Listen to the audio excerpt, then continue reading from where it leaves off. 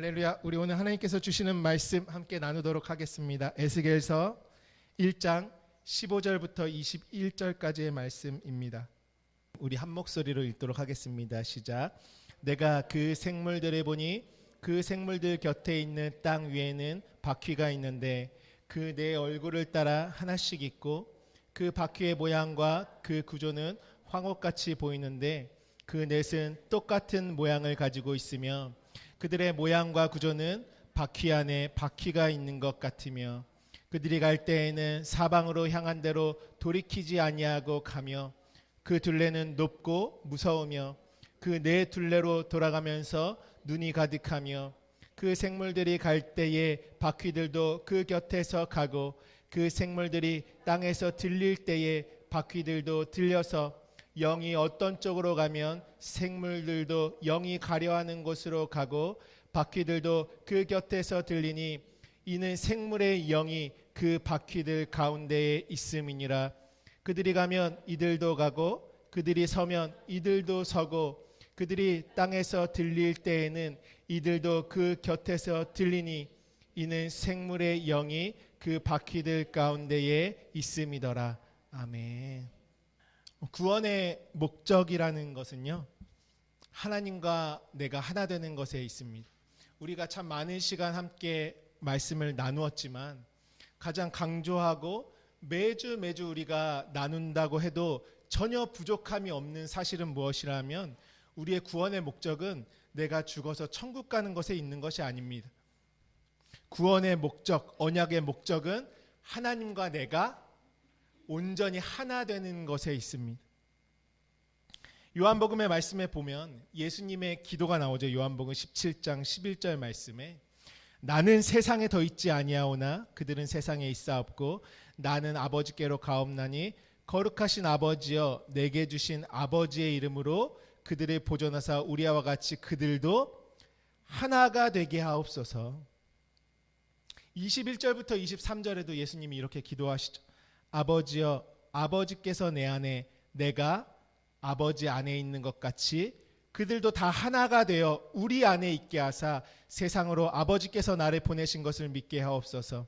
내게 주신 영광을 내가 그들에게 주었사오니 이는 우리가 하나 된 것 같이 그들도 하나가 되게 하려 함이니이다. 곧 내가 그들 안에 있고 아버지께서 내 안에 계시어 그들로 온전함을 이루어 하나 되게 하려 함은 아버지께서 나를 보내신 것과 또 나를 사랑하신 같이 그들도 사랑하신 것을 세상으로 알게 하려 함이로소이다.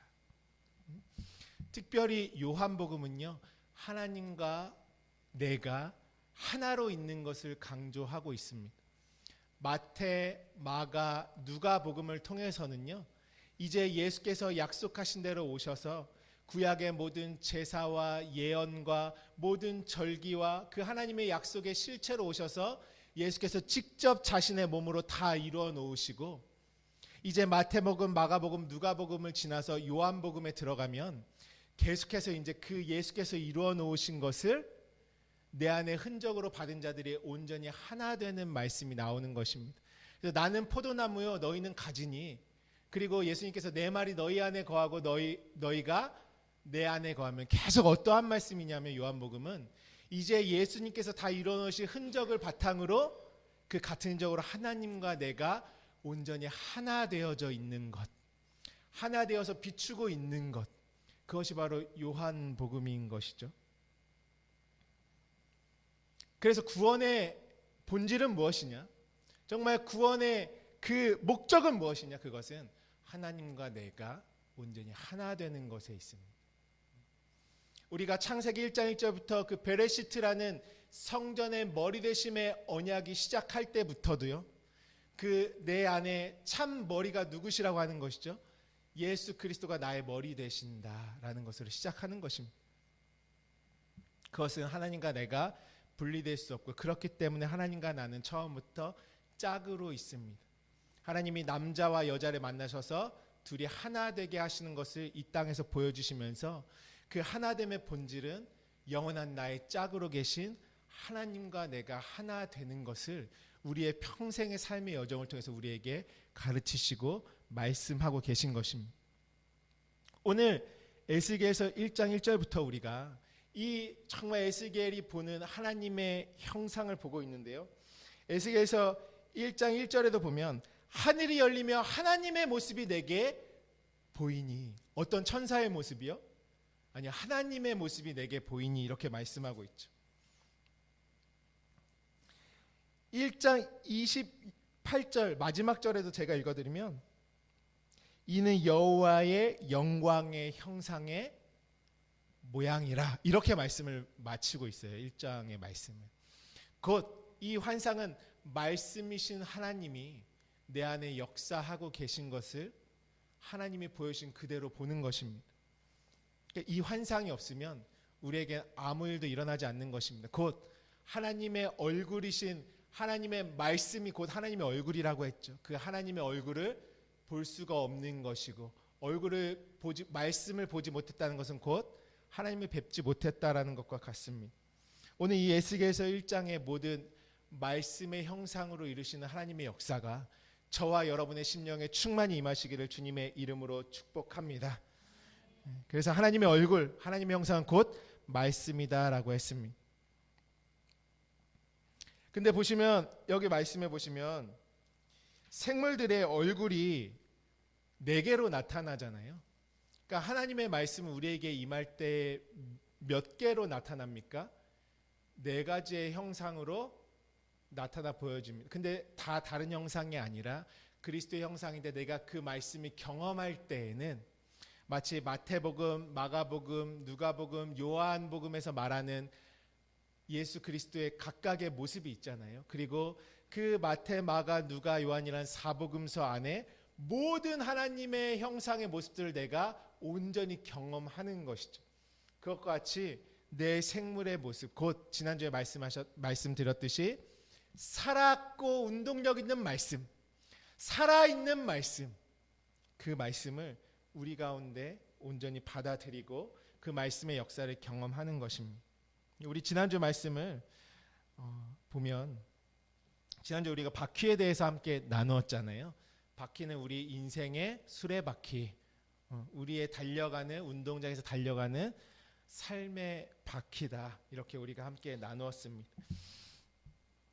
그래서 지난주에 우리 봤을 때도 우리 한 번만 더 보면은 바퀴가 어떤 의미인지, 구약에서는 오판 회전하다, 신약에서도 같은 의미가 있죠. 계속 도는 것인데 또 빨리 달리기도 하고 경기장을 달리고 다름질하고, 그것이 사람의 일생 행로. 그러니까 하나님의 이 4개의 형상의 말씀은 어디 가운데 역사하냐면 저와 여러분의 삶 가운데 역사하는 것입니다. 우리의 안과 밖의 삶 가운데요.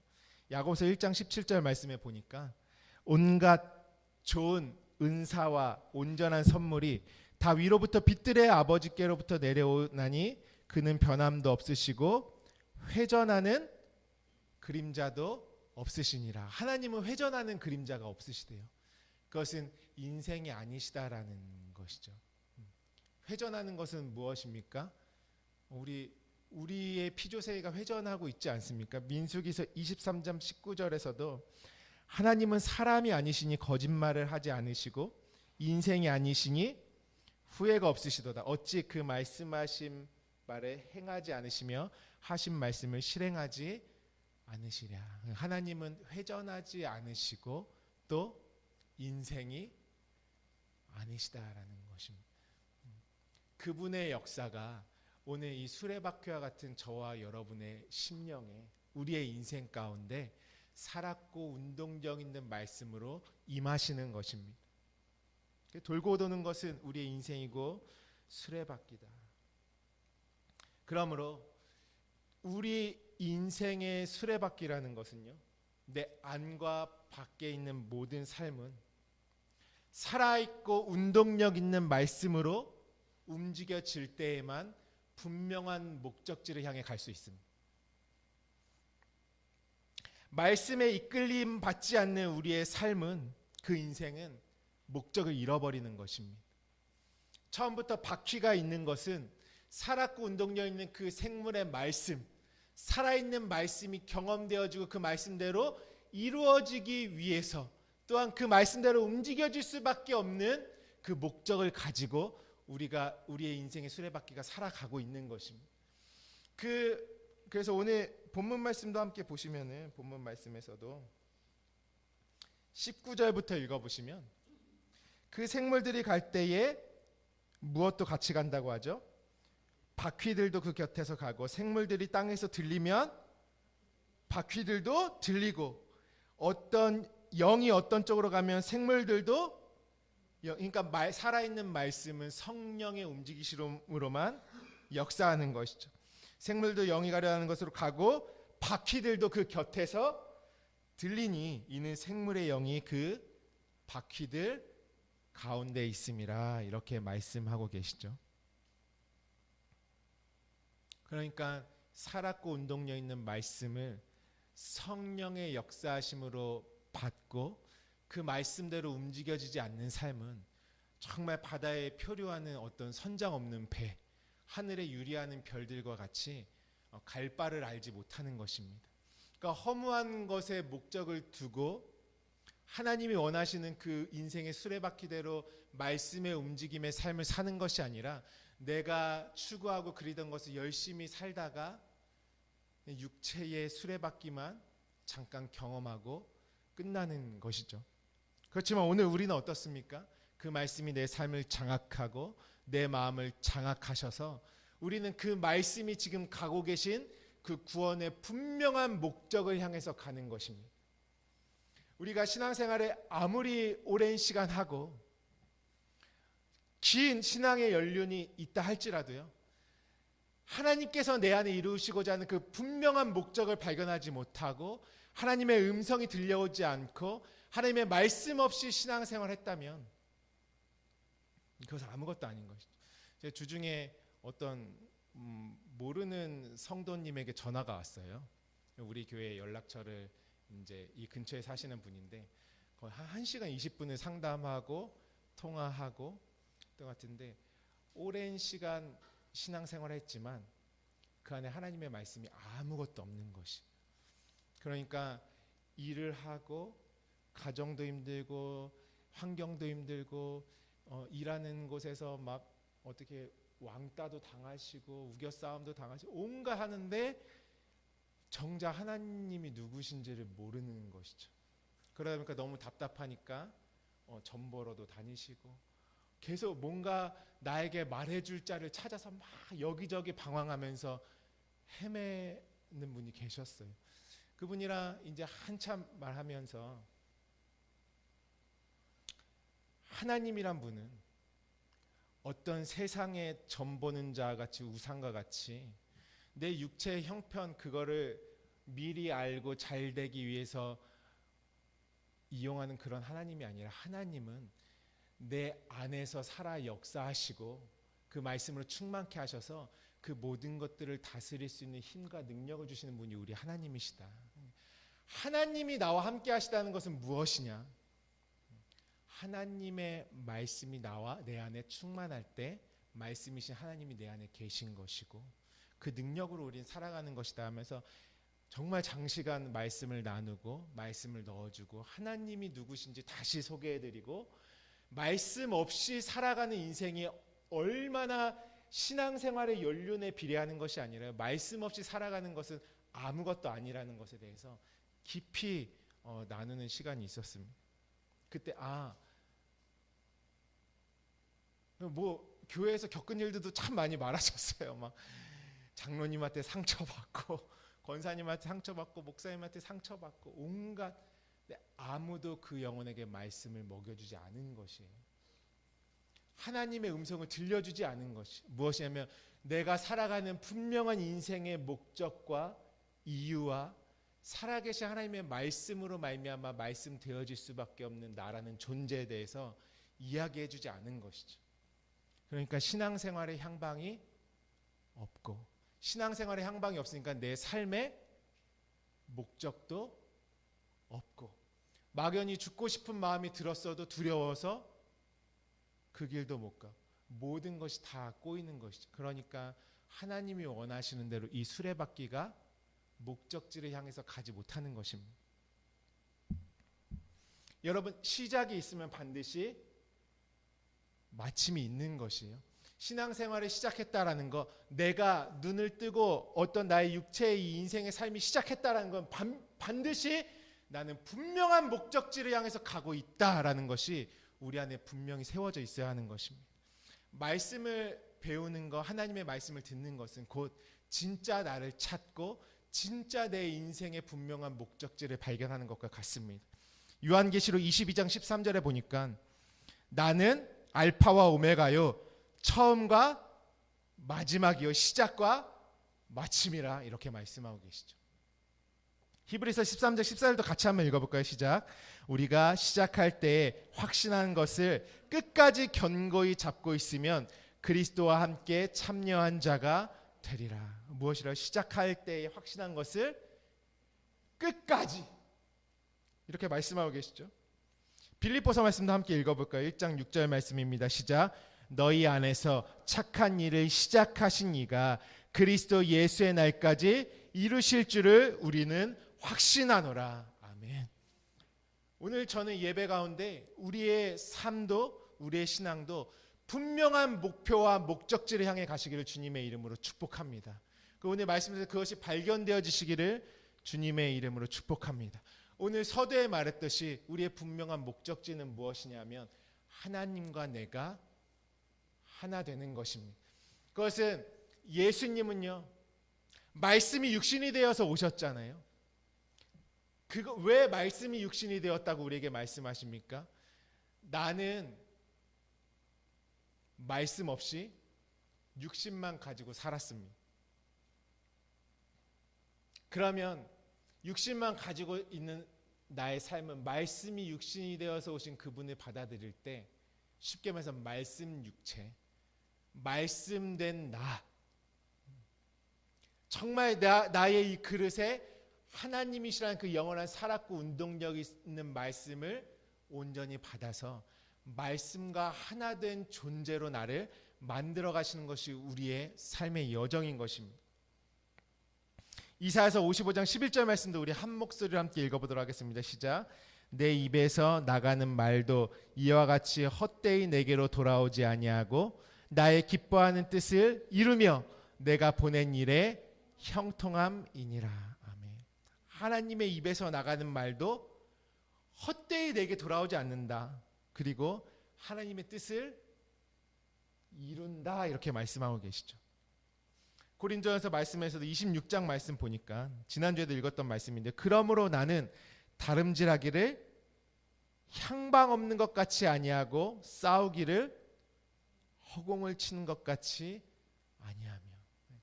우리가 인생의 삶에서 열심히 싸우고 뭔가 이겨나가고 하는 우리의 모든 몸부림들이요, 분명한 목적지에 고정되지 않으면 허공을 치는 것과 같은 시간들, 향방 없는 다름질, 향방 없는 싸움이 되고 마는 것이죠. 정말 분명한 우리의 삶의 목적에 가시길 주님의 이름으로 축복합니다. 그러므로 오늘 내 생물을 경험하는, 살았고 운동력 있는 말씀을 경험하는 바퀴의 인생은요, 그 하나님이 지금 움직이시는 분명한 목적을 향해서 가고 움직이고 있다는 것입니다. 그것을 발견하지 못하면 우리는 결국에는 하나님의 세계에서 거듭남, 태어남을 경험하지 못하고 끝나는 것이죠. 오늘 좀 포커스할 말씀은 17절, 18절입니다. 우리 17절 먼저 한번 읽어볼까요? 에스겔서 1장 17절입니다. 시작. 그들이 갈 때에는 사방으로 향한 대로 돌이키지 아니하고 가며. 아멘. 사방으로 향한 대로 돌이키지 않고 간다, 이렇게 말씀하고 계십니다. 네 개의 생물이 바퀴 안에 함께 움직여질 때 사방으로 향한 대로 돌이키지 아니하고 가며. 여기서 이제 사방이라는 의미가 굉장히 중요한데요, 사와 방이 있죠. 근데 이 사와 방은 같은 어원을 가지고 있는, 사실 같은 단어입니다. 그것은 무엇이냐면은 레바라는 단어를 가지고 있어요. 레바에서 온 말이에요. 아르바, 라바, 다 레바에서 온 단어고요. 레바라는 것은 4분의 1이라는 뜻입니다. 그리고 네 번째 부분이라는 의미가 있고 정사각형이라는 의미를 가지고 있습니다. 그러니까 쉽게 해석을 해드리면 네 개 중에 마지막 하나를 향해서 가는 것이에요. 네 개 중에 마지막 하나. 그래서 네 개 중에 마지막 하나까지 완성되면 그게 무엇이냐면 정사각형이 되는 것입니다. 여러분, 우리가 하나님이 이 땅에 만들라고 하신 성전은 누가 그 성전됨을 말씀하고 계셨죠? 나를 성전되게 하셨잖아요. 근데 말씀해 보면 요한계시록 21장 16절에 제가 읽어드리면 그 성은 네모가 반듯하여 길이와 너비가 같은지라 그 갈대자로 그 성을 측량하니 12,000 스타디온이요 길이와 너비와 높이가 같더라. 그러니까 하나님이 완성하신 성전의 완성된 모양은 정사각형입니다. 나중엔 뜰도 없고 성소도 없고 뭐만 있냐면 지성소만 남는데 그 보이는 지성소까지도 나중에는 없어집니다. 왜냐하면 내가 성전 자체가 되었기 때문에 그렇습니다. 그래서 하나님이 완성하신 성전은 정사각형이에요. 네모가 반듯하죠. 그때의 모든 면이 다 채워져야지 완전히 건축되고 완성된 성전이 되는 것입니다. 그 네 개의 면이 무엇을 상징하냐면요, 오늘 예수님께서 무엇이라고 기도하시죠? 아버지 안에 내가, 아버지 안에 아버지가 내 안에, 그리고 우리가, 그러니까 성부와 성자와 성령 삼위가 하나이신 하나님 안에 누가 들어가는 것입니까? 내가 들어가서 하나로 있는 것입니다. 마지막에 내가 들어가야지 하나님과 하나 된 성전이 완성되는 것이. 그래서 하나님이 내 면을 반듯하게 이 성전을 건축하는 것입니다. 곧 삼위이신 하나님 안에 내가 온전히 들어가져야지 하나님의 모든 언약이 완성되는 것입니다. 그래서 하나님은 항상 우리에게 말씀을 주시고 환상을 주시고 모든 것들을 이 아래 세상에 있는 나에게 넘겨주실 때에는 네 개의 말씀으로 우리에게 넘겨주십니다. 그 네 개의 의미를 알아야 하는데요, 네 개를 주시는 것은 마지막 하나까지 받아서 이루어서 완성되어져야 된다. 세 개로 끝나면 됩니까? 안 됩니까? 마지막까지 다 넘겨받아라, 이렇게 말씀하시는 것입니다. 그러니까 하나님이 처음부터 에덴 동산에서 흐르는 강줄기가 몇 개로 내려왔죠? 네 개의 강줄기로 내려오셨죠. 그 강줄기의 보좌로부터 나오는 네 개의 강줄기의 영향을 받는 땅이라는 나는, 예수님이 너희는 말씀을 받을 땅인데 네 개의 밭이야, 이렇게도 말씀하시죠. 네 개로 흐르는 말씀이 네 개의 밭에 임하는 것입니다. 그 말씀을 우리가 좀 이따가 더 자세히 함께 나누고요. 진짜 온전한 성전으로 완성되는 것은 네 개 중에 마지막 하나까지 이루어져야 완성되는 것입니다. 그러니까 우리가 눈에 보이는 성전을 만들 때도요, 다 만들어 놓고 마지막 면을 채우지 않으면 완성이 안 되는 것이죠. 오늘 에스겔서에서도요, 하나님이 말씀을 우리에게 줄 때 어떤 생물이요? 네 생물의 형상으로 각각의 모양으로 우리에게 나타나 보여주시는 것이, 그 말씀이 마태복음 5장 26절에 있죠. 우리 함께 읽어볼까요? 마태복음 5장 26절입니다. 시작.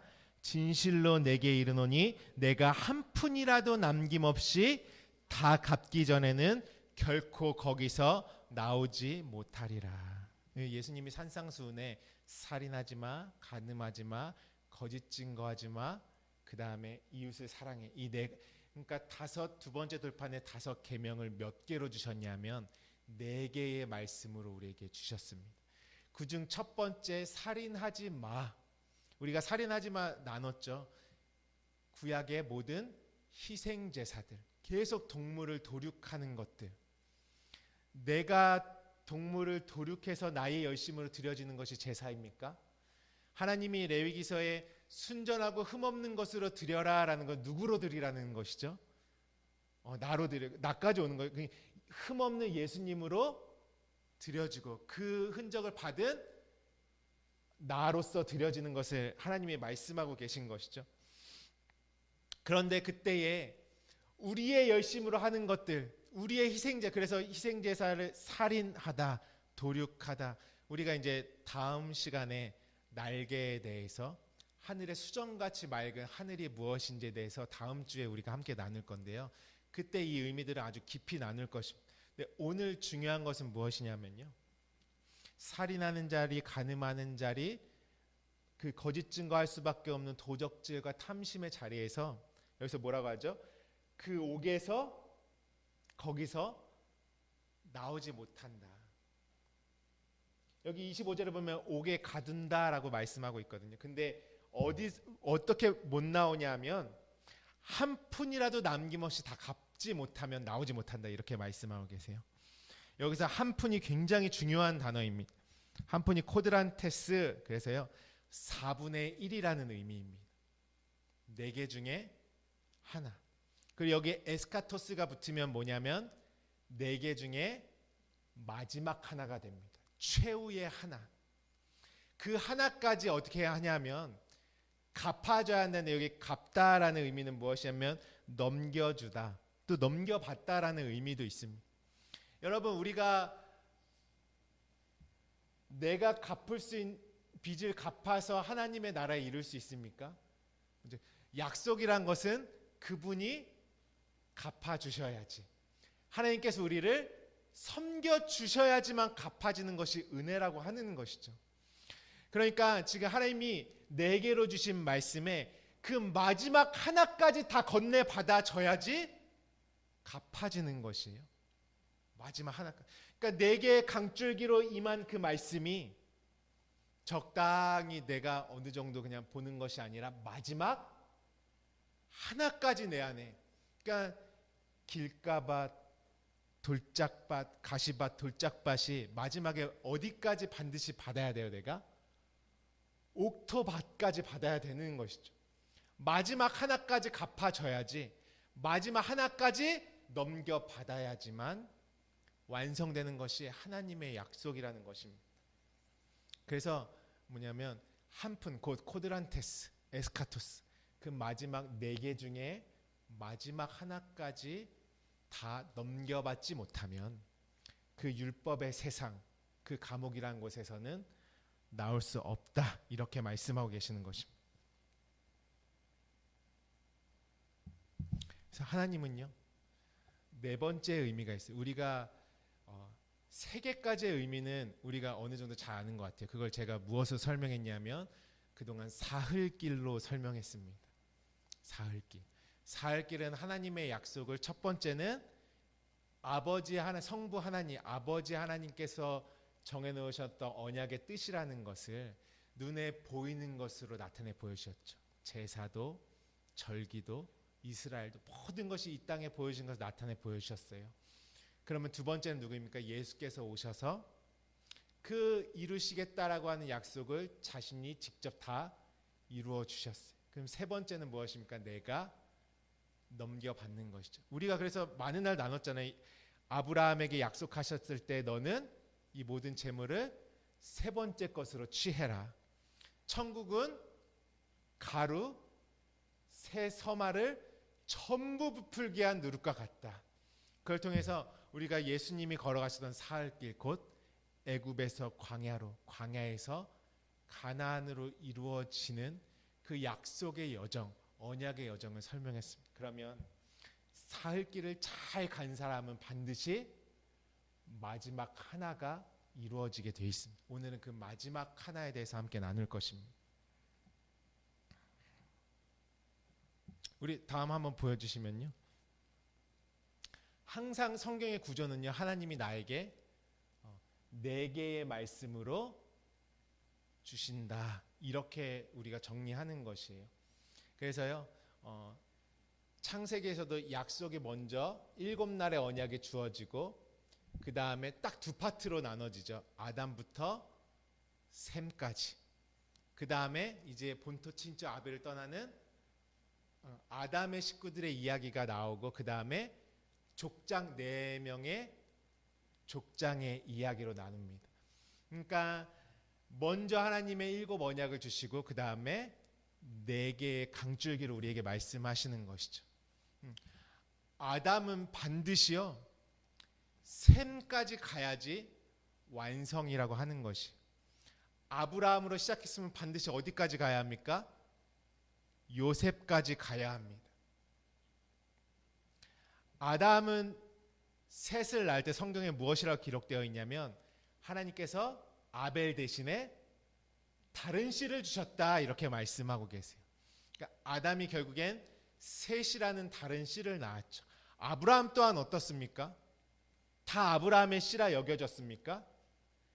약속의 씨인 이삭만 언약의 씨로 그러니까 아브라함은 누구를 낳았습니까? 이삭을 낳은 것이에요. 아담은 셋을 낳았고 아브라함은 이삭을 낳았어요. 여기까지 이르는 것이 아담부터 셋까지 아브라함부터 이삭까지 이루는 것이 하나님이 나에게 이루실 약속의 스토리를 먼저 보여주시는 것이에요. 그럼 노아와 야곱은 왜 나와야겠습니까? 노아는 다 죽죠. 이제 바다 아래 세상이 물 아래서 다 죽죠. 그것을 신약성경 베드로전서 3장 20절에는 20절 21절 전에 노아의 날 방주를 준비할 동안 하나님이 오래 참고 기다리실 때 복종하지 아니하는 자들이라 방주에서 물로 말미암아 구원을 얻은 자가 몇 명뿐이니 겨우 8명이라 이러면서 그 물은 예수 그리스도께서 부활하심으로 말미암아 이제 너희를 구원하는 표니 곧 세례라 침례라. 그러니까 노아의 방주 사건은 누가 받는 세례입니까? 내가 받아야 될 세례 침례가 되는 것이죠. 보세요. 아담부터 셋으로 나아지는 언약을 보여주셨어요. 근데 그 일이 내일이 되려면 그 약속을 받아가지고 어떻게 이제 내가 내가 침례 받아요. 세 번째는 누구예요? 내 안에 이루어지는 거. 네, 우리가 3일길 지금 나아가는 것이에요. 세 번째는 내 안에 이루어지는 것.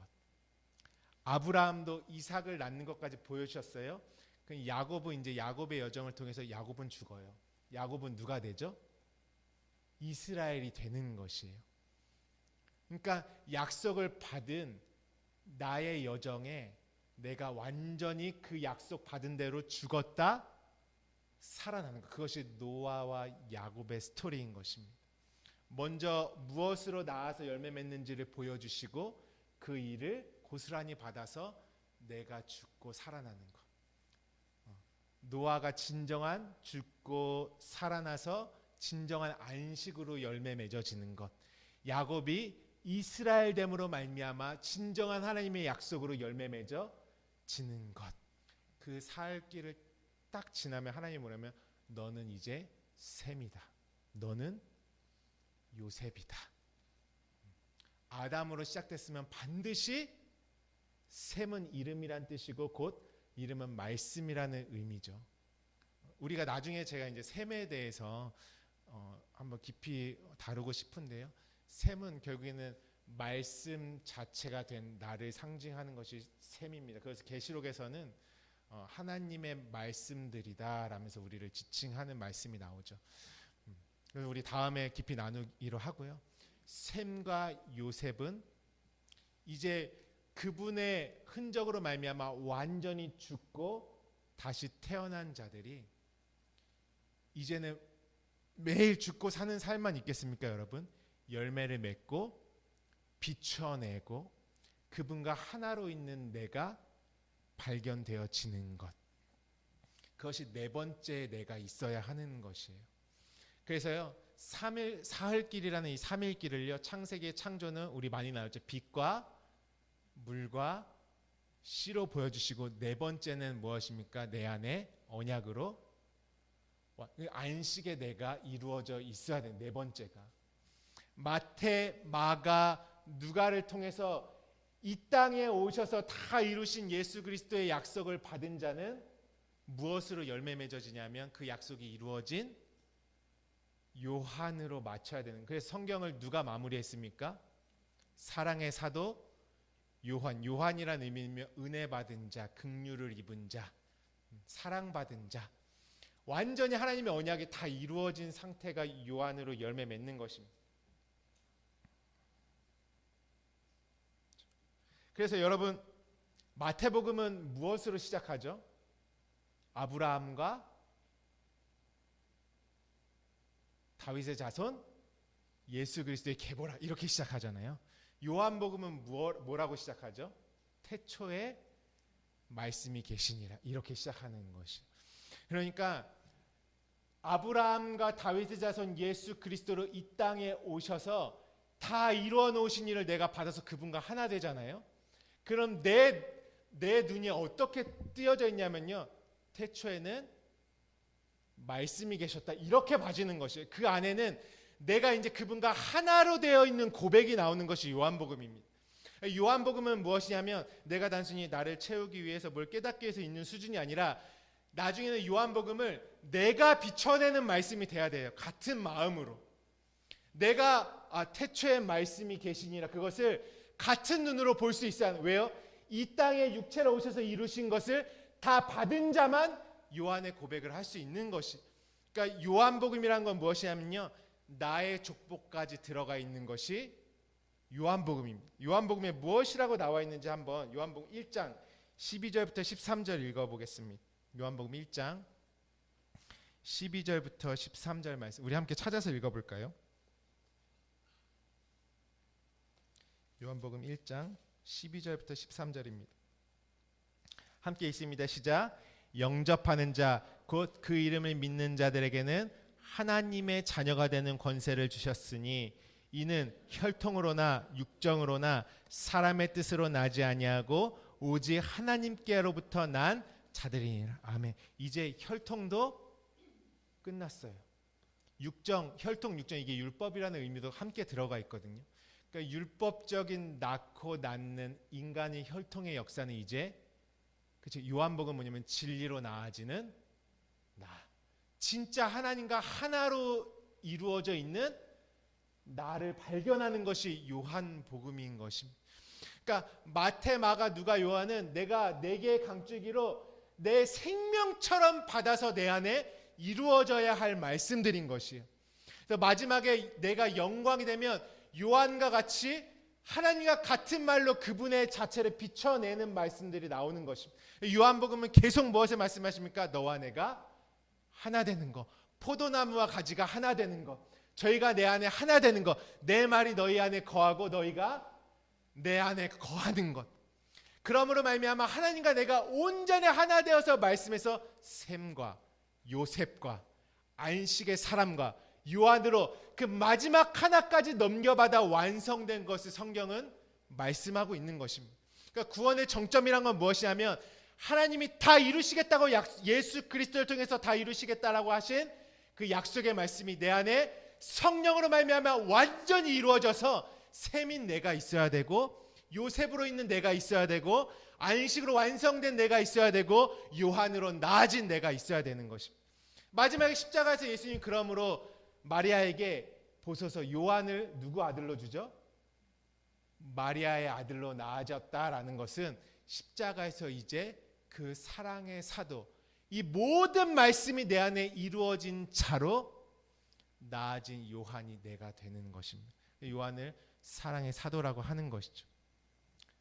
모든 말씀이 내게로 임하는 것. 그래서 예수님도 살인하지 마, 간음하지 마, 거짓 증거하지 마. 거짓 증거에 도적질과 탐심이 다 들어가 있죠. 그다음에 마지막에 이웃 사랑. 그러면 나는 어디까지 넘겨받아야지 예수님의 산상수훈이 이루어진 자입니까? 이웃 사랑 마지막 하나까지 넘겨받아야 되는 거예요. 말씀을 마지막 하나까지 이웃은 예수님이라 우리가 이전에 나누었죠. 그분과 하나 된 이웃 사랑까지 완성돼야 이제 그 법궤라는 두 돌판이 하나님이 이루신 것으로 완성되어서 내가 그 돌판 자체가 돼서 너는 말씀이다. 이렇게 말씀해 주시는 것이죠. 그러니까 혈통으로나 육정으로 사람의 뜻으로 나지 않고 이제 하나님으로부터 말미암아 썩어질 씨가 아니라 썩지 아니하 하늘의 씨로 나아질 진정한 말씀의 존재들이 나아지는 것입니다. 그 나아짐이 누가 되어야 하는 것입니까? 그래서 요한복음은 하나 되어서 비추고 있는 나로서 열매 맺어지는 것입니다. 그래서 모든 말씀은 하나도 빠짐없이 완전 무결한 말씀으로 우리 가운데 성취되어지는 것이죠. 그것은 예수께서 다 이루신 흔적을 받은 자만 그 길을 갈 수 있죠. 자, 그럼 보시면 우리 오늘 본문 말씀을 다시 돌아가서 그 생물들이 갈 때에는 어떻게 해요? 바퀴와 사방으로 향한 대로 돌이키지 아니하고 간다. 이 돌이키다 가다 똑같은 단어 할라크 걷다라는 의미인데요. 이 말씀의 역사는 그 사방의 4개 중에 마지막 하나라고 했죠. 사방에 곧 하나님이 주신 언약의 마지막 하나까지 이루기 위해서 우리를 움직여서 돌아보지 않고 가는 말씀, 그대로 돌이키지 아니하고 나아가는 말씀입니다. 시작하신 분이 4개의 말씀을 마지막 하나까지 이루시기 위해서 지체치 아니하고 그 말씀과 함께 나아가는 바퀴가 되는 것입니다. 18절 보시면 우리 함께 18절 한번 읽어볼까요? 시작. 그 둘레는 높고 무서우며 그 네 둘레로 돌아가면서 눈이 가득하며. 아멘. 이게 이제 바퀴 얘기하는 거예요. 바퀴의 둘레가 돌아가면서 무엇이 가득하다고 하냐면 눈이 가득하다 이렇게 말씀하고 있죠. 우리가 눈, 이건 원어로 아인이라고 하는데 우리가 이전에 한번 우물에 대해서 나눈 적 있잖아요. 눈이 가득하다라는 것은 어떤 의미냐면 눈은 샘이고 성경에서 우물입니다. 히브리어에서도 똑같은 의미예요. 그래서 제가 이제 히브리어가 하나씩 발전하는 과정인데 눈과 우물이 함께 이루어져 있는, 그래서 눈을 눈물 샘이라고도 하죠. 눈의 관점은 성경에서 보이는 것과 보이지 않는 것까지 다 봐야 눈이다라는 의미가 들어 있어요. 눈은 보는 거잖아요. 근데 우리가 보기 시작할 때 하나님의 진리의 세계는 보이지 않는 눈이 떠져야지 보는 것이죠. 그래서 눈과 우물을 똑같은 의미로 히브리어는 저기 이제 이게 눈이기도 하고 또 우물이기도 해요. 그래서 우물을 한마디로 쉽게 정의해 드리면은 보이는 언약. 하나님의 언약이 눈에 보입니까? 안 보입니까? 보이지 않죠. 그러니까 하나님이 보이는 세상을 통해서 다 보이는 것을 통해서 우리에게 말씀해 주셨죠. 그렇지만 보이는 우물은 그 우물 안에 근원의 세계가 있다라는 것을 암시하고 있는, 나타내고 있는 것이죠. 그래서 너희는 생명샘 근원이 될 거야. 너희 배에서 생수의 강이 흘러나올 거야 라는 말씀이 뭐냐면 내가 그 약속의 우물을 소유했다라는 뜻입니다. 이게 너무 어려우시면 약간 좀 어려우신 분도 있으신 것 같아요. 쉽게 말해서 우리가 성경을 봤어요. 성경에 뭘 알았어요? 보이지 않는 내용을 알았어요. 성경은 나에게 보이는 우물과 같아요. 이게 생명수 우물인데 이 눈에 보이는 글과 어떤 이스라엘의 역사와 제사 이걸 통해서 이게 진짜 근원에 그런 내용이 있었구나. 하나님의 생명에 관한 것이 그걸 내가 발견해. 그러면 나는 우물 안에 있는 근원을 발견하고 그걸 내 안에 모신 자는 그 근원이 내 안에 열리는 것입니다. 그것이 눈과 우물의 의미예요. 근데 이 바퀴에 뭐가 가득하대요? 눈이 가득하대. 이것은 어떠한 의미냐면 저와 여러분의 삶은 어떤 삶이냐면요, 표적으로 가득한 삶입니다. 우리의 삶, 예수님의 사복음서를 보세요. 예수님이 걸어가신 여정에 뭐가 가득했죠? 다 비유와 표적과 이적들로 그냥 메꿔져도 도무지 우리의 상식으로 이해할 수 없는 표적과 기사와 능력들로 가득 채워져 있잖아요. 근데 예수님이 문든 병을 고치시고 눈을 뜨게 하시고 오병이어의 이적을 베푸시고 그 모든 표적들 안에는 뭐가 있습니까? 나로 하여금 하나님의 언약이 이루어질 진리의 내용을 가지고 있는 표적이, 그래서 표적이라고 하는 것이죠. 표적. 그러니까 예수님의 삶은 뭘로 덮여 있습니까? 표적으로 덮여 있어요. 예수님의 삶에 하나를 발견하면 우리는 그 하나를 통해서 어디로 들어갑니까? 언약의 우물로 들어가지는 것이에요. 저와 여러분의 인생의 삶은 어떻습니까? 우리의 이 수레바퀴의 삶은 하나님이 펼쳐놓으신 표적으로 가득한 삶입니다. 내가 만나는 것, 숨쉬는 것, 말하는 것, 어떤 관계, 상황, 환경, 그 모든 것은 다 무엇입니까? 이 세상을 살아가고 있는 나에게 베풀어진 모든 조건들은 보이지 않는 하나님의 세계로 건너가게 하시기 위한 언약의 우물이 되는 것이. 내가 이 시간들을 여러분, 이 수레바퀴 이 인생의 시간들을 지나갈 때요, 그 하나님의 표적을 발견하냐? 내가 어떤 일을 딱 만났는데, 오늘도 또 거지 같은 일 하나 또 지나가네.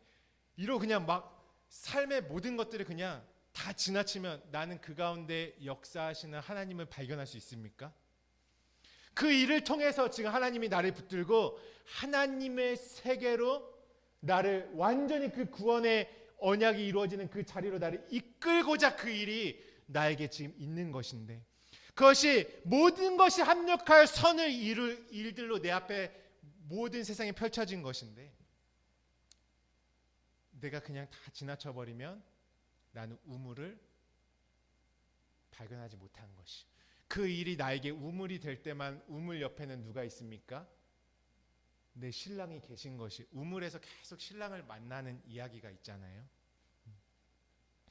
모든 표적의 삶은 그것이 저와 여러분에게 무엇으로 보여야 하냐면 우물로 보여야 합니다. 나를 생명의 길로 인도할 일로 보여야 하는 것이. 그러니까 이 박해의 삶은 무엇이 가득해요? 눈으로 가득해요. 눈이라는 것은 곧 영의 의미를 가지고 있는 눈인 것이죠. 내용을 가지고 있는. 우리의 삶은 보이는 것으로만 움직여지는 삶입니까? 그렇지 않죠. 보이지 않는 하나님의 세계가 움직이고 있기 때문에 조성되어서 나타나 보여진 것이죠. 저와 여러분의 삶이라는 것은요, 하나님의 표적, 우물, 눈으로 가득 찬 삶입니다. 어떤 사람은 그 일을 통해 하나님의 음성을 듣고 하나님이 열어주신 그 진리의 세계까지 인도함 받는 반면에 그것을 우물로 보지 못하고 그냥 어떤 인생의 여정으로만 이해하고 지나가 버리면 결국에 하나님이 만들어 놓으신 표적의 실체를 잃어버리는 거예요. 예수님이 지금 막 지나가고 계세요. 어떤 사람들은 이 땅에 오신 예수님을 어떻게 보죠? 유심히 봐요. 어떠한 일을 하시나, 무슨 말씀을 하시나, 왜 저 말씀을 하셨지? 당대의 수많은 사람들은 또 어떠했습니까? 나와는 상관없는 일이에요. 그냥 지나가시는데 예수님이 나와는 무관해. 들여다보지 않는 것이죠. 보지 않는 것이. 오늘 하나님의 말씀 또한 어떻습니까? 어떠한 사람은 이 말씀 한 말씀 1.1에게 다 나에게 펼쳐진 생수의 우물이 되어서 그 안에 있는 진리의 생명수를 구하며 성령 하나님과 교제하면서 인생에 가득한 우물로, 삶의 수레바퀴에 가득한 우물로 한 말씀 한 말씀을 받아내고 양식되고 먹는 사람이 있는 반면에 지나가는 사람들도 있다는 것이에요. 그것은 무엇이냐면 바퀴 안에 가득한 눈, 우물, 인생에 가득한 하나님의 표적의 역사를 그냥 지나가는 것입니다. 하나님은 그것을 원하시지 않고요. 오늘 저와 여러분의 삶의 현장 가운데 내가 경험하는 모든 일들이 진짜 우물되기를 원하십니다. 왜? 그 일은 누구로부터 왔습니까? 하나님으로부터 모든 것이 시작되었습니다. 내가 육체의 삶에 가득한 것이 무엇이냐면 눈, 아인, 우물이라는 것이에요. 하나님의 역사가 저와 여러분의 삶에 가득 차 있다는 걸 아십니까? 하다못해 내가 지금 하는 이 호흡 하나도 무엇이 될 수 있습니까? 나에게 우물이 될 수 있는 것이. 내가 이 호흡을 통해서 진짜 하나님이 말씀하시는 호흡으로 모든 말씀이 열어지는 것이, 그것이 1.1핵이라고 하는 것입니다. 1.1핵의 우물을 만나지는 것이 우리의 인생인 것입니다. 그리고 가득 채워져 있는 그 눈을 경험하는 삶이 되는 것입니다. 왜 하나님은 이 표적으로 가득한 우리 인생의 수레바퀴, 그 눈으로 가득한, 우물로 가득한 삶을 우리에게 주셨습니까? 마지막 하나까지 넘겨받기 원하시는 하나님의 긍휼의 마음이 그 가운데 들어가 있는 것입니다. 그래서 내 인생이 분명한 목적지를 향해 갈 수 있도록 하나님은 보이는 세상과 보이지 않는 모든 것을 통해서, 또한 말씀의 계시를 통해서 끊임없이 저와 여러분에게 지금도 말씀하고 계신 것입니다. 그러면 여러분, 어느 것 하나 놓치지 말고 그 가득한 눈의 역사, 그 둘레로 돌아가면서 가득한 하나님의 영에 그 새겨놓으신 진리의 샘을 발견하시고 그 가운데 하나님과 하나 되는 길을 가시기를 주님의 이름으로 축복합니다. 그래서 저와 여러분의 인생은 버릴 것이 하나도 없는 것이에요. 그 일을 통해서 하나님은 하나님의 세계로 건너오기를 원하시는 것이 하나님의 마음입니다. 그 세계는 무엇입니까? 하나님과 내가 하나로 있는 곳입니다. 오늘 이 시간에 말씀을 나누는 저와 여러분이 그 네 번째 마지막까지 넘겨받아 그 하나님의 세계에 존재하고 있는 저와 여러분으로도 만나져야 되지 않겠습니까? 여기서 우리가 친해요. 같이 오랜 시간 걸어왔고 서로 안부도 묻고 육체의 안부를 물으며 서로의 일들을 걱정하며 인사하는데 마지막 네 개로 넘겨받는 그 자리에 없으면 거기서 못 만나는 것이. 거기 없으면 거기서 우리는 진리의 안부를 서로 물을 수 있는 자리는 없는 것이에요. 마지막 하나 그 자리에 내가 말씀의 존재로 서 있는 그 샘과 같이, 요셉과 같이, 요한과 같이 내게 마지막까지 건너간 자리에 있을 때 저와 여러분의 관계는 어떠한 관계입니까? 영원한 진짜 있음의 관계가 되는 것입니다.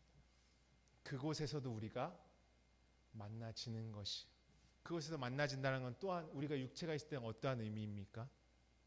우리가 함께 신령한 말씀으로 이루어진 우리의 삶의 이야기들을 함께 진리로 나누고 화답하는 자리로까지 있는 것입니다. 오늘 그 자리에서 발견되는 저와 여러분이 되시길 주님의 이름으로 축복합니다. 하나님의 말씀은요, 마지막 하나, 곧 하나님과 내가 하나 되는 그 자리까지 이르기 위해서 오늘도 돌이키지 아니하고 우리의 인생의 수레바퀴를 움직이고 계십니다. 하나님의 열심입니다. 그 가운데 가득한 우물의 역사, 그 표적의 역사, 그 눈으로 가득한 역사가 우리 바퀴 가운데 임하여 있는 것입니다. 그러므로 저와 여러분의 삶은 보이지 않는 하나님의 살았고 운동력 있는 말씀이 움직이고 계신 그 살아있는 삶이 되는 것입니다. 오늘 말씀을 마무리하기를 원합니다. 오늘 이 말씀들이요, 조금 어려울 수도 있는데요. 그래서 우리의 수레바퀴가 무엇인지, 살았고 운동력 있는 말씀은 무엇인지, 그 말씀이 이 땅에 펼쳐질 때 어떻게 펼쳐지는지를 깊이 묵상하셔서 반드시 하나님께서 마지막 하나, 네 개 중에 하나까지 다 갚아주시는 그 은혜의 자리에 서시기를 주님의 이름으로 축복합니다. 그러므로 영광이란 것은요, 내가 돌리는 것이 아니라 내가 하나님과 같은 생각이 되면 너는 나의 영광이다, 이렇게 말한다고 했습니다. 그러니까 영광이란 것은 하나님과 내가 하나 되었을 때 하나님의 그 풍성한 것을 비춰낼 수밖에 없는 내 삶이 되는 것입니다.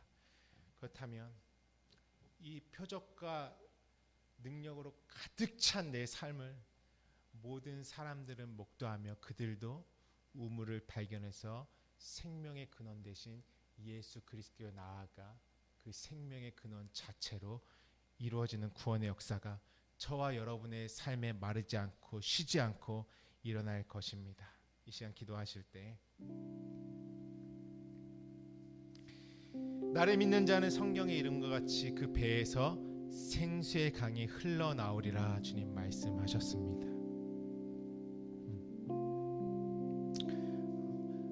기도할 때 하나님 말씀 안에서 있는 내가 발견되게 하여 주시옵소서. 하나님이 마지막으로 넘겨주시겠다고 하신 그 마지막 다 이뤄놓으신 말씀 안에 내가 발견되게 하여 주시옵소서. 하나님은 뭐라고 하시냐면 하나님과 내가 하나로 있을 때 그것이 진정한 너다. 그리고 그것이 진정한 나다. 성경에 자세히 살펴보면요, 우리들이라는 표현보다요 되게 재밌는 표현이 있어요. 나들이라는 표현이 있습니다. 이 원어로 나들. 그러니까 하나님과 하나로 있는 그 나. 그러니까 하나님이랑 하나니까 나는 어떻겠어요? 영원할 수밖에 없는 것이에요. 그것이 바로 우리의 구원의 본질인 것입니다. 기도하실 때 하나님이 넘겨주신 그 마지막 하나까지 완전히 건네받아 이루어지는 내 삶이 되게 하여 주시옵소서. 그것을 이루시기 위해서 내 삶에 온갖 우물들로 가득 채워놓으셨는데 그걸 통해 하나님의 약속의 자리까지 나아가 하나님의 열심으로 말미암아 그 일이 내 안에 이루어지게 하여 주시옵소서. 우리 같이 기도하겠습니다.